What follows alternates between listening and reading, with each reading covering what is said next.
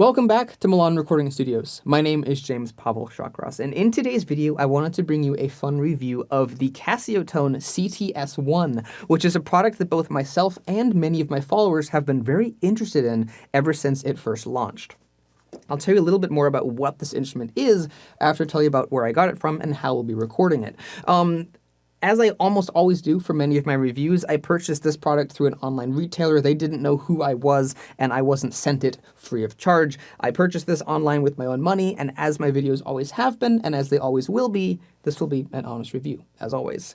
The product will be recorded through the direct line output. I'll talk more about that in a little bit. It will be recorded through that direct line output for the vast majority of this video. I do want to give you a sound demo of what the built-in speakers sound like, so I will do that at one point in this video. But aside from that, the rest of this video will be recorded through the headphone jack on the instrument. So for many of you who often ask, how is this piano being recorded? That's how. Now, the Casiotone CT-S1 comes in 3 different colors. You can get it in the kind of slightly off-white ivory color you see here. You can also get it in a traditional black, with like a satin black color. And you can also get it in red if you want that kind of baby Nord aesthetic, which is a very nice looking color. The Casiotone CT-S1 has a really unique little aesthetic feature that I've never seen on a digital piano before. It's probably been done before, but I've never seen it, where the speaker grills are covered with fabric.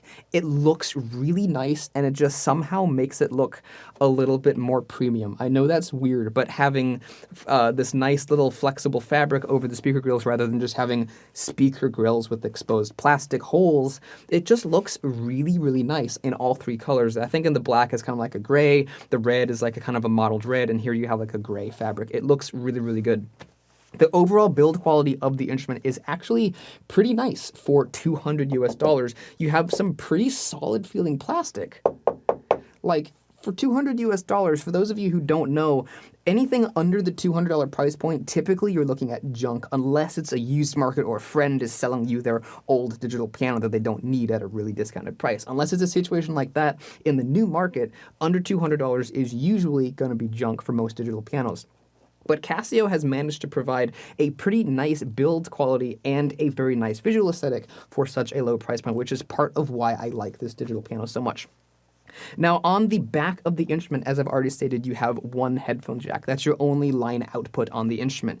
Now, if this instrument was $600 or $800 and it was actually intended to be used professionally, or it really could be used professionally, then I would make a big deal about that. But this instrument is not meant to be brought to your local coffee shop and played. You could technically do that, but nobody would really take you seriously. It's not meant for that. The instrument has little guitar straps here, so you can put a guitar strap on it and play it like a keytar, right? It's meant to be fun. It's meant to be taken to your friend's house and jamming out with them, or learning how to play the piano for the first few months. It's not meant to be a serious professional instrument, and no $200 instrument would be professional at that price point.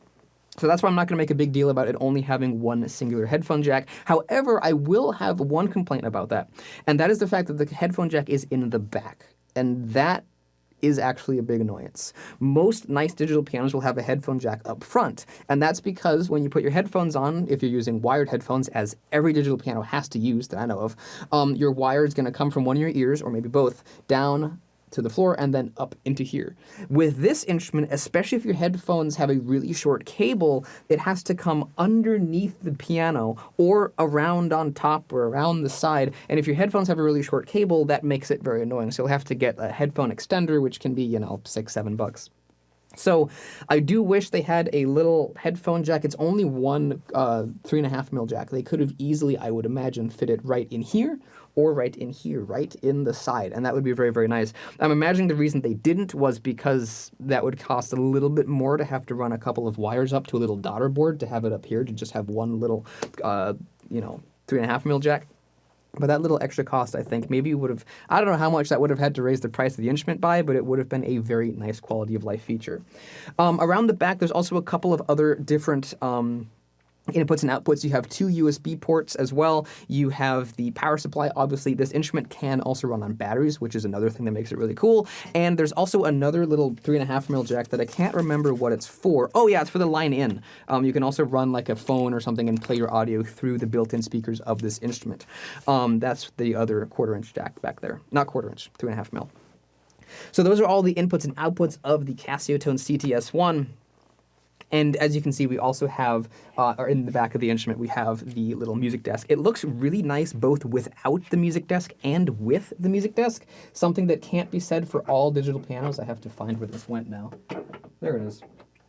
Basically, it just sits in there. It's a pretty nice music desk. It can do a good job of holding your music, and I don't actually have any complaints with it. For the $200 price point, it's actually very well done, and it's actually a higher build quality than the previous music desk was for the CTS200. I kind of feel like the CTS1 kind of replaces the CTS200 because it kind of takes what that instrument did and refines it to a new level. And the reason I say that is because the sounds built into the CTS1 are a bit higher quality than you'd expect for a digital piano around $200 US. Now, I'm not saying that these are going to rival a Yamaha P515, but they're, in my opinion, a lot better than most, if not all, of the sounds on the previous CTS200, and a lot better than most of the sounds you'll find on other cheap entry-level pianos and instruments like this. So let's take a quick listen here to the default piano sound. You have 4 different variations, actually a few more than that, but right here at your fingertips, you have 4 different variations of each sound category, and you have quite a few sound categories. You have 1 acoustic piano category, you have 2 electric piano categories, you have 1 organ category, which is really good, you have another keyboard section, which has some kind of oddball stuff that we'll get to. We have a synth category, which isn't my favorite, but there's a pretty good one in there, and you also have the others category, which features some basic symphonic sounds and stuff. There's also some additional hidden sounds hidden within the keys, and we'll talk more about that later. Hidden features and sounds within the keys are not really my favorite thing. I do wish there would have been a way to have them be more accessible without having to hold the tone variation, actually the function button down and pushing the keys, but it is what it is. It's a $200 instrument, and most of the functionalities hidden away in the keys aren't usually things you're going to need on a day-to-day basis. So let's dive into the acoustic piano sound and take a look at that. Let's play a couple of different things here, a couple of original compositions.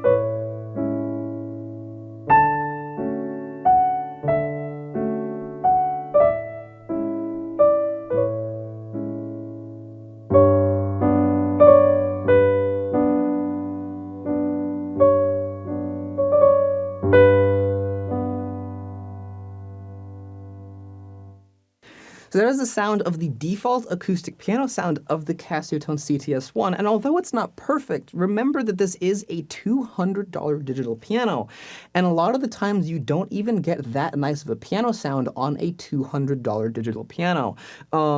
The overall sound quality of these sounds, a lot of them for this price point, is actually really, really nice. Now, there is this little shortcoming of this instrument, and that, of course, would be the action. The synth-style keybed of this instrument, as with many, actually all synth-style keybeds I've ever played, be it on high-end instruments like the the Nord Stage 3, or on simpler instruments like even the Yamaha Reface EP, they don't lend themselves incredibly well to playing in a pianistic style. If you're trying to play pianissimo and get really nice, soft, consistent volumes, none of these synth-style actions are really going to be the best for that. So that isn't necessarily a problem with the Casiotone CT-S1's action. It's pretty much all of these weightless or non-weighted synth-style keybeds. They don't really lend themselves well to playing it like you would a piano. And I don't know exactly where this problem lies. It probably has something to do with the sensor, because I find that a lot of the times on many of these keybeds, you will find that notes will often jump out at random. That was a problem I had with the Nord Stage 3. Notes would just be jumpy and random and, kind of not great. And so you can hear that a lot in this instrument too. So if you're if you want to play classical music at a high level, this isn't the instrument for you. But do I need to say that? It's $200. I really don't think I need to say that. Obviously, an instrument like this isn't going to perform like a higher-end instrument with an actual weighted keybed that actually feels and responds pianistically. So I think that's kind of a given, that you would find some kind of a shortcoming with the action in something that's this affordable.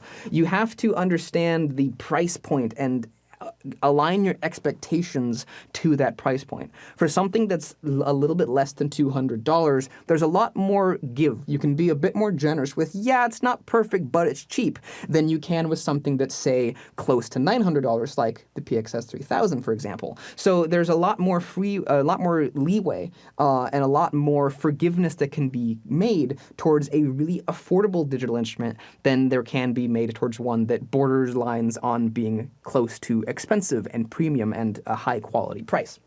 So with that out of the way, let's move on and take a look at some of the other tone variations in the piano section. The default one for the price point is surprisingly nice. Now, the next one that I find interesting, the next thing I wanted to touch on with the CT-S1 is the naming scheme for these tone variations. This isn't like a flaw or a weird thing, but it is a weird thing, but it's just something I wanted to talk about. You have 4 tone variations and then an additional tone memory slot. So your first one is standard, your second one is advanced, your third is named modern, and your fourth is called vintage. Now these are cute little names, but in most of these cases, those names don't actually apply to the sound that falls under them. This next one is called advanced, and basically it's the default piano sound or something very similar to it, layered with synth strings.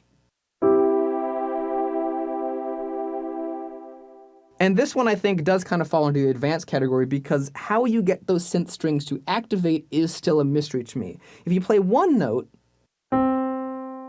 there's no strings. If you play 2, there's no strings. If you play 3, there they are. If you play 4, if you play 5, cool. But if you roll the chord, the strings aren't there anymore. They're gone. Even though I'm playing 6 different notes, the strings aren't there anymore. Additionally, if you play a chord and then hold the pedal down and play another chord, your second chord doesn't have the strings applied to it.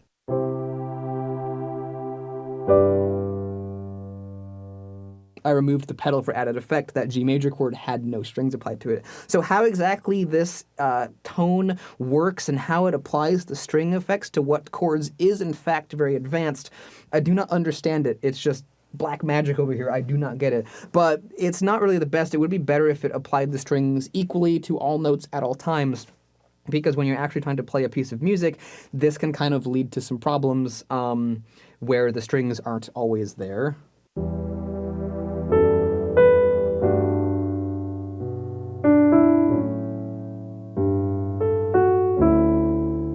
I only had strings on the first note, and then nothing else, even though the next note was a triad.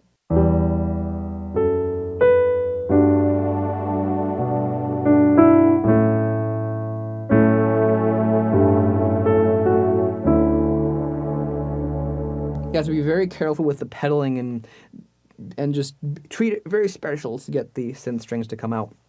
So that's kind of an oddball one, not my favorite sound, but the concept is very nice. Up next is the modern tone for the tone variation for the piano, which is a very, very bright rock piano style thing.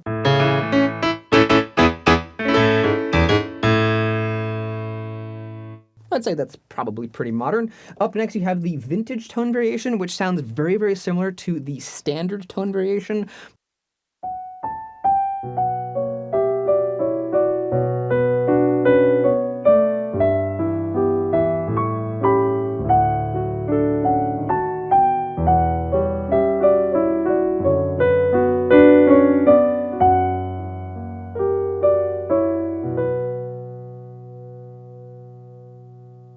I like how I say this isn't geared towards classical music and then go ahead and play classical music on it anyway, but it's still a very nice sounding piece and a pretty nice sounding tone. Again, I have to stress the fact that I've never seen a $200 digital piano with tones this nice in it before.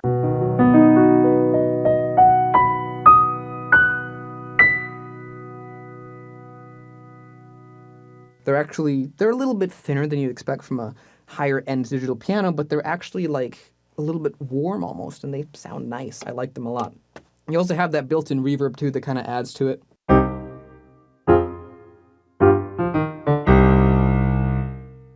That's also another thing that's making these sound pretty nice. There, you can actually go in through the keys and change the amount of reverb that's here. Up next is the electric piano category, which also has some pretty nice surprises in it. In the past, on other Casio instruments I've played, I haven't really been that happy with their Rhodes sounds they've had. This one has a pretty decent Rhodes sound that I'd say beats out other more expensive digital pianos that I have played. Now, it doesn't have that nice bark when you dig into it. It doesn't bark like the Reface CP does, and I'm making that comparison because the Reface CP is a similarly sized, it's more expensive, but it's a similarly sized digital piano that fits the same niche that this does, where it's a ultra portable, super compact digital piano that sounds really good. That's why I'm kind of making those two comparisons. Anyway, here's the default Rhodes sound, the standard Rhodes sound.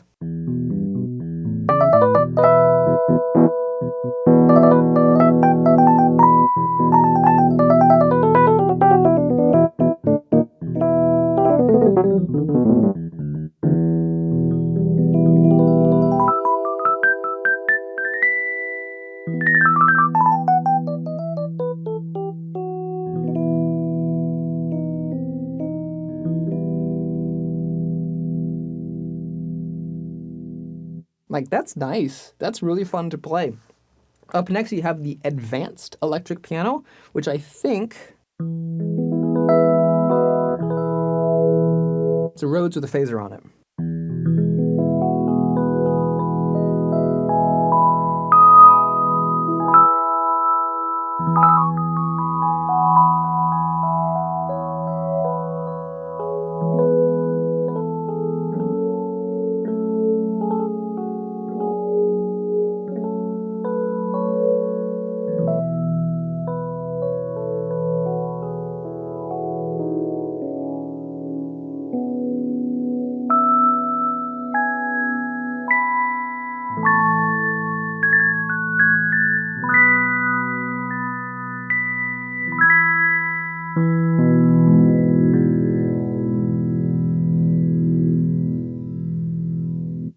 Again, surprisingly nice for the price point. I've said that a lot, and I'll continue to say it again, because this is why I like the Casiotone CT-S1. This is the approach that Casio has made with this instrument, I think, is really, really excellent. I've said for some time now that I've always wanted a digital piano, and this doesn't quite meet these criteria, but something that I would think would be really cool would be a digital piano that is as simple as possible, but yet as high quality as possible. The finest action and the finest build quality that is possible, and very few fancy effects except for the highest quality samples, models, whatever creates the best results.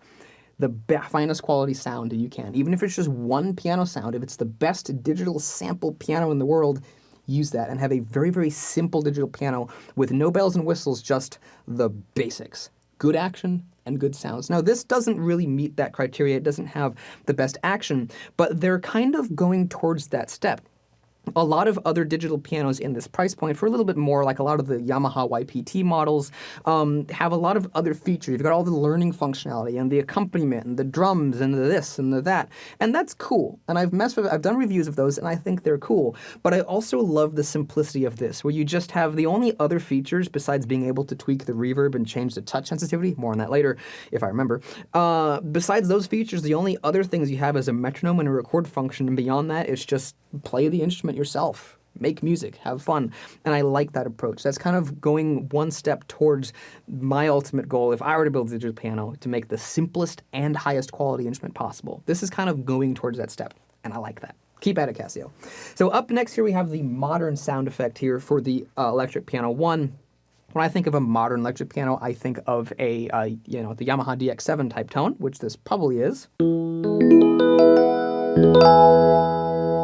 Not quite, it's more of like a Bright Roads of the Phaser.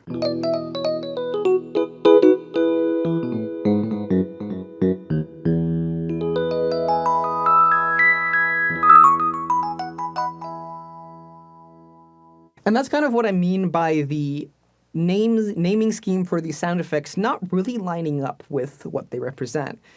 So by taking a Rhodes and putting a phaser on it, it makes it more modern than a Rhodes without a phaser. Interesting. Up next we have the vintage electric piano sound. Don't know what this is. I can't remember what it is. Let's find out here.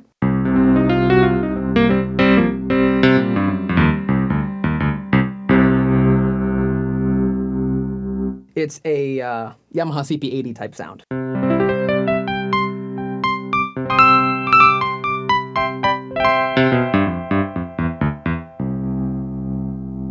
I've never played a real Yamaha CP-80.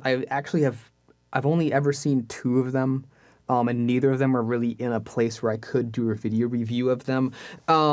So I don't remember exactly when they came out, but I'm pretty sure that, the word vintage means old, right? So I'm pretty sure the CP-80 came out after the Rhodes did. So if the vintage sound, I'm being really nitpicky here, I just find it funny. If the vintage sound is implying that it's more vintage than the standard sound, the CP-80 I don't think would qualify for that. I know it's stupid. I'm just being nitpicky because I find that to be really funny and humorous. I'm not actually saying it's a flaw or anything. It's just a funny quirk of this instrument.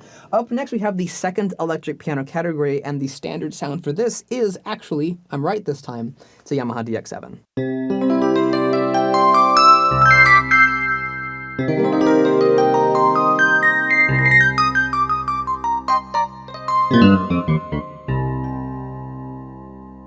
I really need to learn some like 80s ballad or something that actually used that sound in it, because I know there were so many, but I just can't think of any of them off the top of my head right now. Up next we have the advanced tone variation for EP2.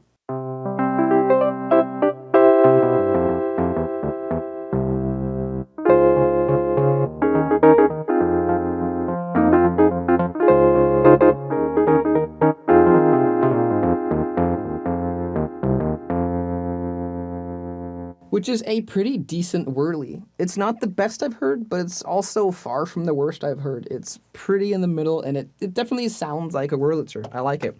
The modern electric piano 2 category is, I don't remember actually. Let's check it out. Let's do A flat major.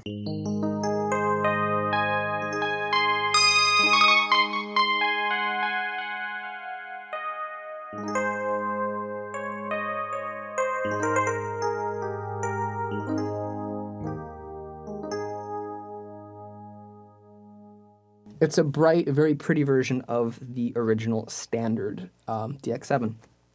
The vintage sound for the tone variation EP2 is basically the same as the advanced.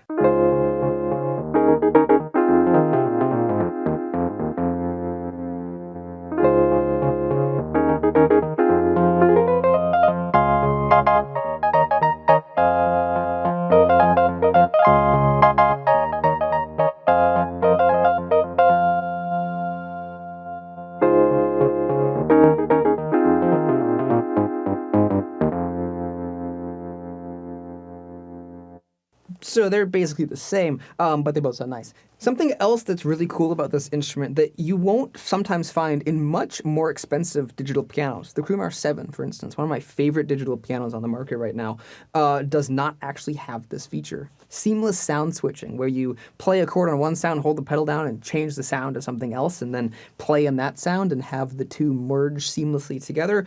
A lot of instruments, especially cheaper ones, but like I said, even more expensive ones, will often cut the sound off as soon as you tell it to change the sound. This, you can kind of tell when it's changing the sound because the effects that are applied to each sound will kind of change as you're cycling through the different sounds. But it has near seamless sound switching. Look at this.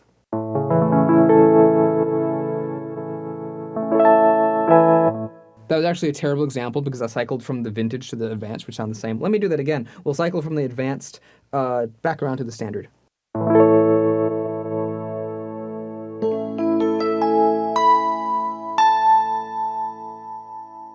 So you can kind of hear the sound change as you're cycling through, like I said, but the fact that it doesn't just do this as soon as you tell it to change to the new sound is a very nice touch. So onwards to the next sound category here, the organ sound category, which is remarkably, remarkably good. Check out the first standard tone wheel organ sound here.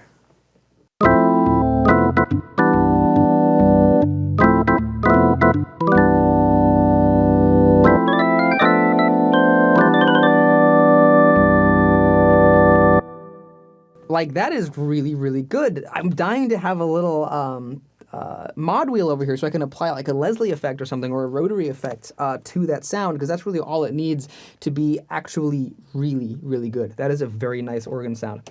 The advanced sound is similar. It's another tone wheel organ sound, but it isn't... what's the word I'm looking for? Sorry, I lost my train of thought there. The next one is an organ tone wheel sound effect with a rotary vibrato tremolo kind of thing applied to it, and with a different drawbar effect.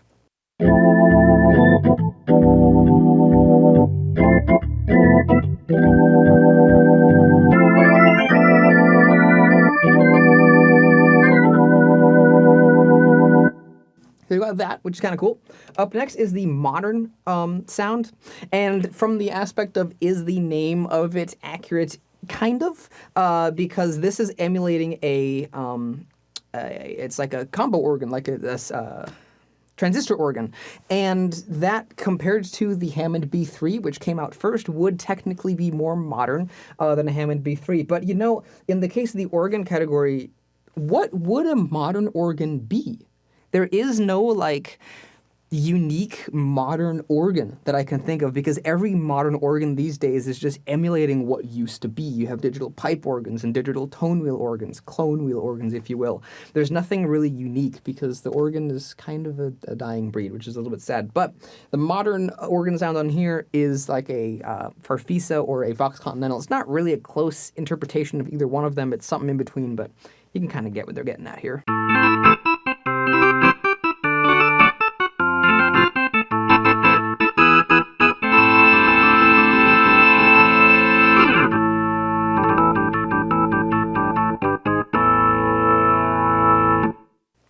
Kind of a neat little tone there. And the vintage organ sound is actually very accurate because it's a pipe organ, like a vintage pipe organ.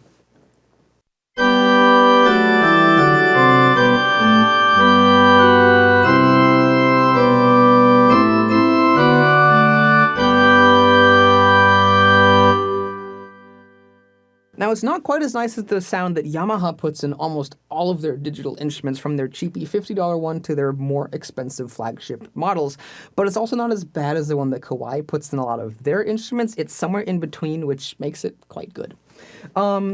Certainly, for the price point, a $200 digital piano with a decent pipe organ sound, decent tone wheel organ sound even, most of them don't have one. This has a nice tone wheel organ sound too.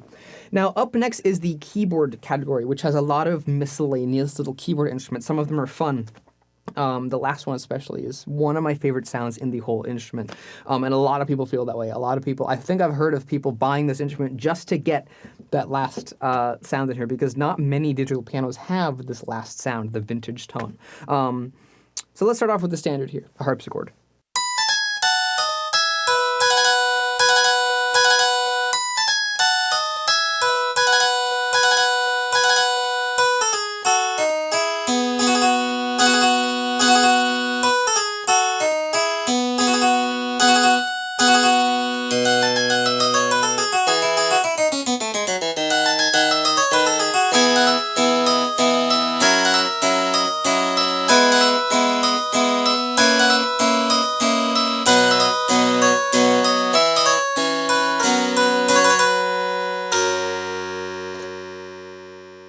Nice attention to detail on this, by the way, with the little sound of the plectrums and the jacks falling back into position after the note is released. It's nice, I like it. It's not too loud to be annoying, but it's not there. It's well done. The advanced keyboard sound is a clavinet with a touch wah.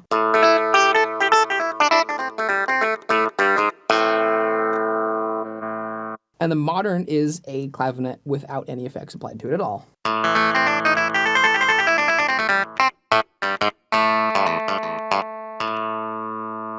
Kind of odd there, but a decent clavinet sound. And finally, the one we've been waiting for, the vintage sound.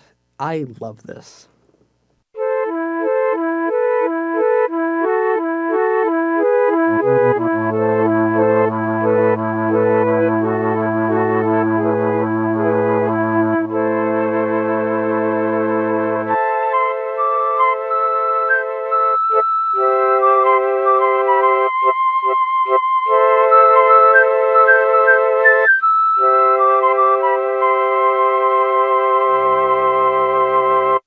It's a mellotron, you know, the tape flute thing, the old crazy keyboard instrument that used tape loops for each note.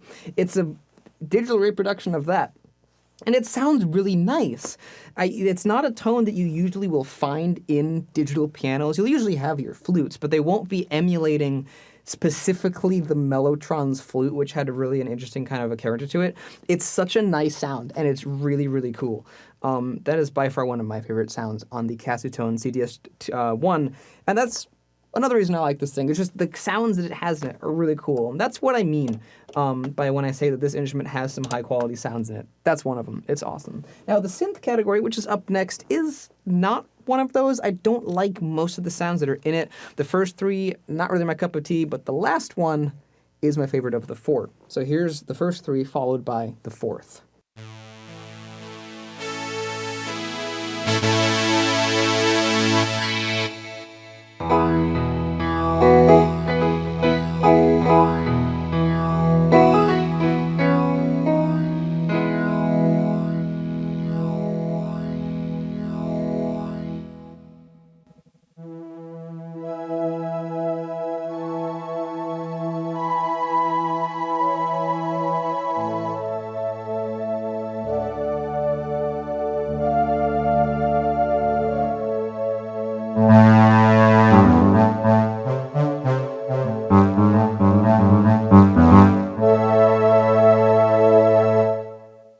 And finally, the last one.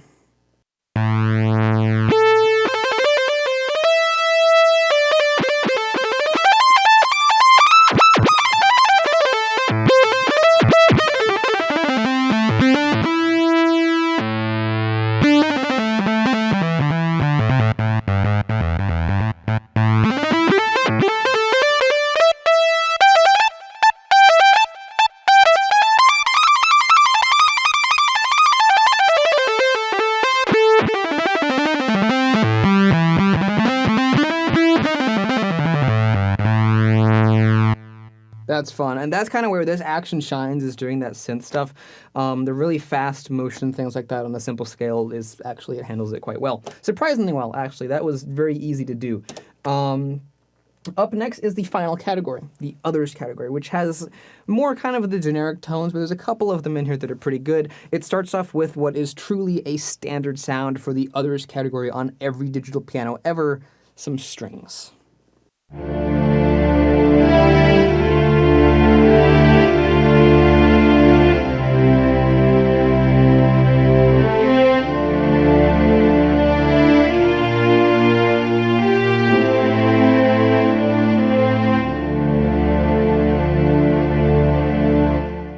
They almost sound like they have like a phaser applied to them, which is kind of interesting. The advanced sound is, and I don't actually remember what this is. Oh, it's a guitar.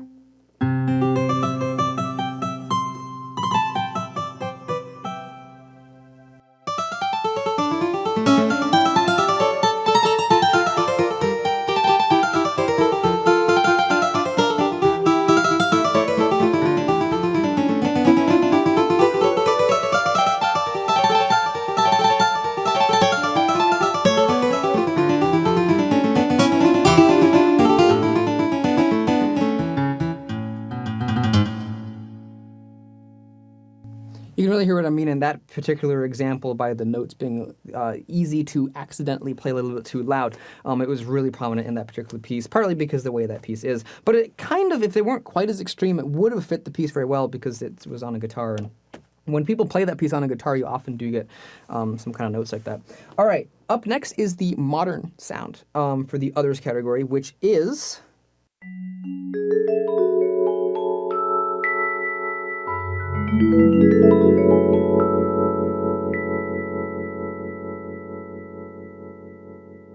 It's both one of the nicer and one of the more cheesier vibraphone type sounds I've heard. Obviously, it's meant to be a vibraphone.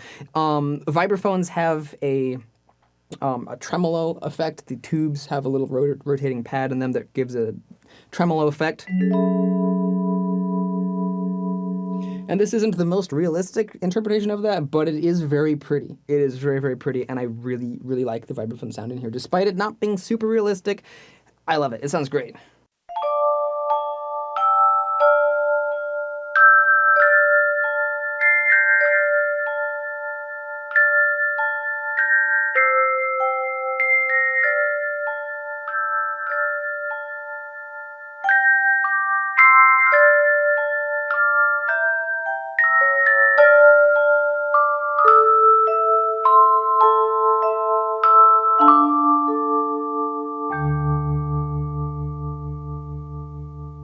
Beautiful. What other $200 digital piano can do that? I can't think of one. Finally, in the others category, we have, and again, I'm poking that others button to try to get the sound to change. I don't know why that's such an instinct for me, but to me, it just would make sense to have both the category button or the tone variation button cycle through the sounds. I don't know, maybe that's just me, but to me, the others button and all the other buttons as well should cycle through the tones. Finally, we have the vintage sound, which is kind of like a brass band kind of thing. Kind of nice.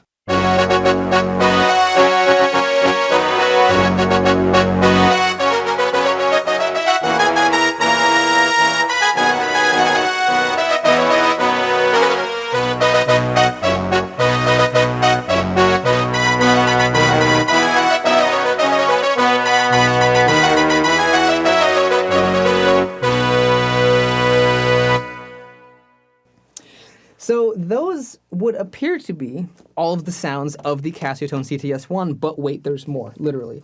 In the little owner's manual here, Casio tells you how to select a tone using the keyboard keys. And this is a feature that they've kind of brought back from the dead, I think, because the original Casio tones, what were they called? The 202 and the 201, those used a very similar way of selecting your sounds. Now, on those instruments, which I did a review of the 202, I found like an almost brand new one, did a review of it.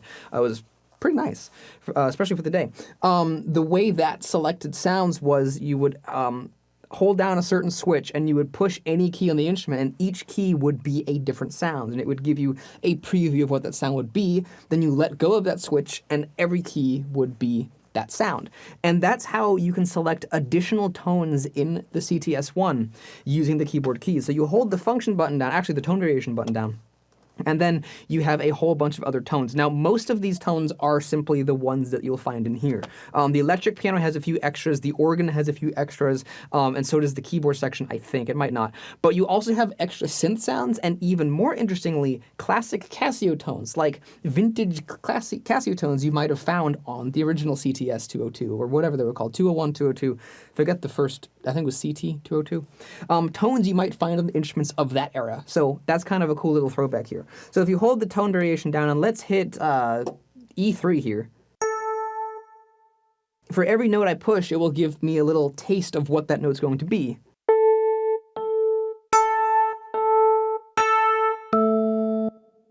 You've got the organ sound, that's the same default organ sound. As you crawl up the keyboard, you get more and more different types of tones. So here's a tone that we didn't have in the organ category. It's a, like a, what's the word I'm looking for? Squeeze box.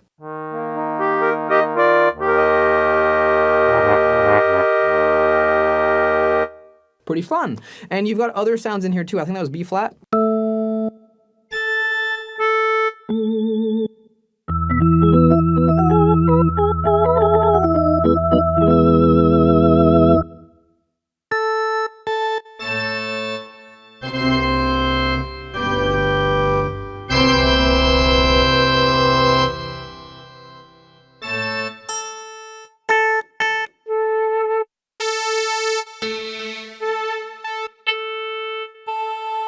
So we've got all these different sounds in here that are hidden away in the keys, which is kind of fun. Up here in the classic Casio tones, you've got some pretty interesting ones. We have this one, which is actually the last of the synth category, so it's not a classic Casio tone, but nonetheless, it's very pretty.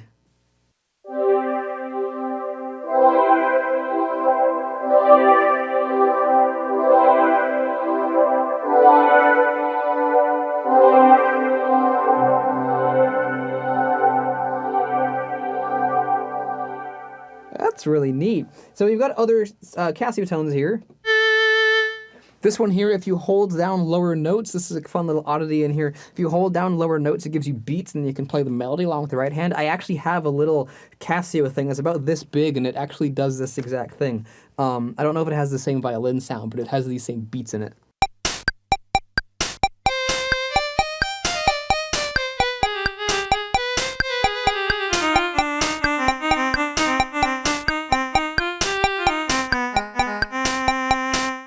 So kind of a cute little quirk here. We've got more things too.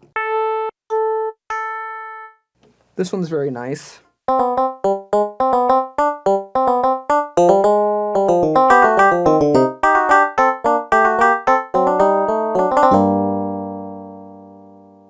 like the way the notes decay as they age. That's cool. We've got more here. I like the last one as well. That's another kind of plucky one.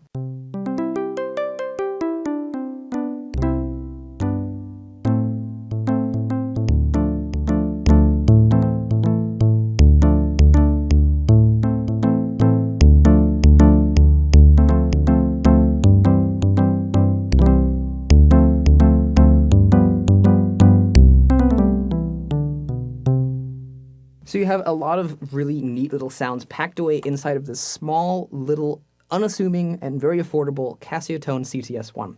So that has pretty much been my review of the CT-S1 as a whole. There's a couple of things I'm missing, however, and that is to demo the built-in internal speakers. So I'm going to remove this. I don't need this anymore. I'm going to take this off because I need to reach the headphone jack, and I'm going to unplug it here.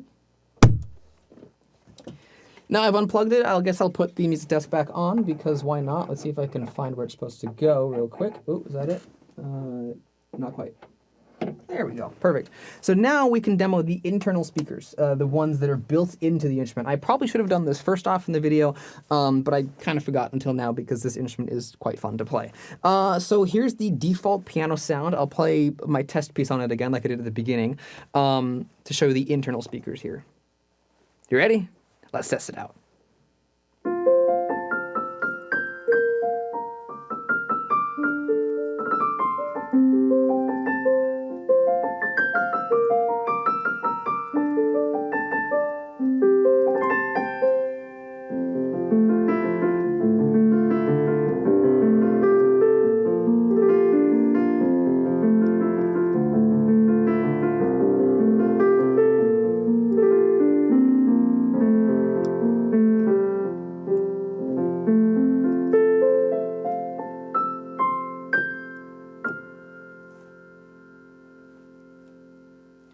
They're honestly not bad. Like, there's no, I mean, okay, I'm not playing it loud, but even when you do play it loud, which I've done off camera, there's no distortion coming from the built-in speakers. They hold their own. They actually don't sound terrible. Now, you don't get a lot of bass response out of them. Here's the Rhodes sound.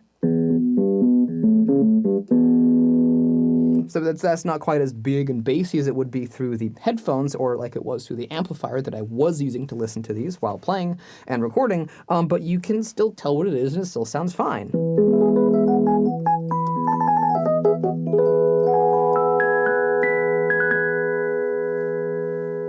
They're not the loudest speakers ever, but for something that can be powered off of AA batteries, it's pretty decent.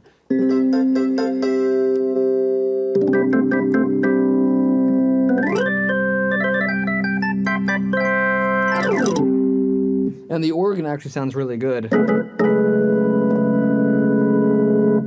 coming through those internal speakers. Let's try the Mellotron out.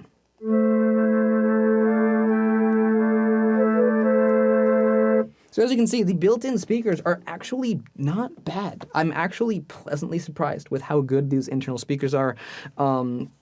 I like them. I think they're quite adequate. The final thing I wanted to discuss very quickly was the touch sensitivity. You can actually change that here. I'm going to quickly find it here in the paper. There are things in this paper that are not actually like included, things that this keyboard can do, like changing the reverb. Casio put those on their online manual. But playing with the touch response by holding function and pushing F5, you can hear this weird little click sound. And that tells you what touch sensitivity you have. So we'll keep using these internal speakers here. This is off. You can put it on the most powerful touch sensitivity, so the most sensitive. Doesn't really change how loud the instrument can play, but it changes how easy it is to play loud. You've got your middle, which is your default, which is 2 clicks. And you have your hardest touch sensitivity, the heaviest, which is when you hear those 3 clicks there. And that's where I've been playing it at this whole video. I think that's where this instrument plays the best to get the most consistent touch response available without having none at all. To get the most consistent dynamic response out of the instrument, put it on the heaviest touch sensitivity. That's hard to say. Touch sensitivity. Put it on the heaviest touch sensitivity, and I think you'll probably find the most consistent and best results with this instrument. I'm glad that they made a simple way of changing the touch sensitivity in this instrument. And that, I think, is just about everything that I had to say about the Casiotone CT-S1. I almost called it the CT-S202. Part of the reason I wanted to make this video was, like I said at the beginning, was because I was curious about this instrument, and so were many of my followers. But I also wanted to make this video to just kind of show that there is no beef between Casio and I. A few people online have suggested that I'm out to get Casio, and that honestly is farther from the truth than could possibly be. I wanted to take a quick minute at the end of this video to talk a little bit about industry standards in the world of keyboard reviews. As you may know, this video is kind of riding off the coattails of my most recent video previously, my review of or not really even a review, but a discussion about Casio's smart scaled hammer action keyboard and all of the instruments that it comes in, the PXS 3000, the PXS 1000, and the new PXS 3100 and 1100 more importantly. So I just wanted to talk a little bit here about industry standards and my kind of thoughts about those and my position on many things. I've received some criticism for being unduly harsh in my review, that specific review, in fact, as well as the previous videos about the PXS 3000. And I just wanted to say that, in my opinion, that is not true.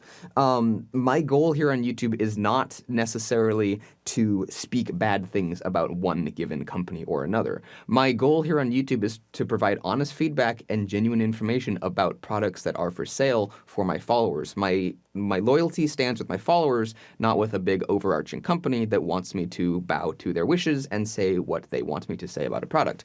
And that kind of brings me to the topic of industry standards. I actually received some criticism from specific people who will go unnamed, but let's just say that they are affiliated with industry leaders. We'll leave it at that. And they specifically wanted me to change my review of the PXS 3100, the most recent video, and they wanted me to edit the description to add some information and stuff like that. These are people affiliated with industry-leading companies, friends of Casio, we'll say. So my loyalty, although that particular person actually happens to be a pretty long-time friend, actually, my affiliation and my loyalty does not stand with them. My loyalty is with my followers, and if I find a product that I find to be flawed in some way, I'm going to mention that flaw. And that's the other thing I wanted to talk about is flaws and negative reviews, be they relatively small or relatively big. If you notice that all of the reviews from many of the other piano keyboard reviewers, who again will go unnamed, my goal is not to throw shade on any particular person here, but if you notice a lot of these reviews from other famous piano YouTubers and things, you'll notice that a lot of them are receiving these products for free. From Nord, from Casio, from Roland, from Yamaha, not too often from Kawai, but sometimes you'll see those as well. And notice how almost always those reviews are always glowing and positive and wonderful, and never is a negative aspect mentioned. And if it is, it's a mere afterthought because the flaw they found is very small. However, I was the first one to find the problems with the Roland FP30, the original FP30 that have been fixed mostly in the FP30X. I was the first person to find the action flaws in the PXS 3000. And that's because I'm not getting these products sent to me. I'm purchasing almost all of them with my own money. There have only been 3 digital pianos that were not purchased with my own money. One was loaned to me by a good friend. I then sent it back. One was sent to me by a wonderful company, and the other one was also sent by a confident company who was confident in their product. And 2 of those 3 reviews were positive, one because it was a Kawai MP11 SE, and there's not much negative you can say about that thing. The other because it was a genuinely quality product, and the third was not so positive of a review because my goal is to be honest. If I'm presented with a genuinely great product like a Kawai MP11 SE, it will receive a glowing review. If I'm presented with a product that isn't as good as others in its price category, like that 3rd review I'm talking about, then that's what my review is going to be. My loyalty does not stand with whoever sends me the product. My loyalty stands with my reviewers and the people who will be watching this video. My goal here, as I've probably said already, is to provide honest information and genuine reviews. A video discussing the specifications of an instrument and showing how it sounds can be a nice video, and there are very well done videos like that on YouTube. However, a video like that isn't necessarily a review. That's called a product demonstration. A review is when you actually talk about the instrument and you show its features and show what it does, but also talk about the positive and the negative aspects about an instrument. What makes this thing good? Why should someone buy it? Or conversely, what makes this thing bad and why shouldn't someone buy it? Or even the third option, this is a mixed bag. Here's why you might want to buy it, or here's why you might not want to buy it. Those are tricky reviews to do. That's just some things I wanted to say about product reviews and industry standards and things of that nature. I hope you enjoyed my review here of the Casiotone CT-S1. And, my goal is not to trash Casio as a whole. There actually were some redeeming qualities that I did mention in my reviews of the PXS 3000. When I took it apart, I found that the internals, the action wasn't designed well, as we've heard before, but the way it was put together, the assembly process was actually very nice. When I took the keyboard apart, the way cables were managed, the way they were routed, the way you could simply unplug them, the overall quality of plastics inside was actually quite nice. I found the build quality of the internals and the way they were all put together to be actually higher quality than some Yamaha products of the same price point, which was kind of interesting. So the PXS 3000 has some redeeming qualities, and Casio, as you can see here, is capable of making a competent product in a given price point. Casio can make good stuff. Keep it up. Please keep making good things, and thank you all for watching my video. I hope you enjoyed it. I hope you enjoyed this little end thing, rant, whatever it is. I hope you liked it, and I'll see you all in the next video. Goodbye.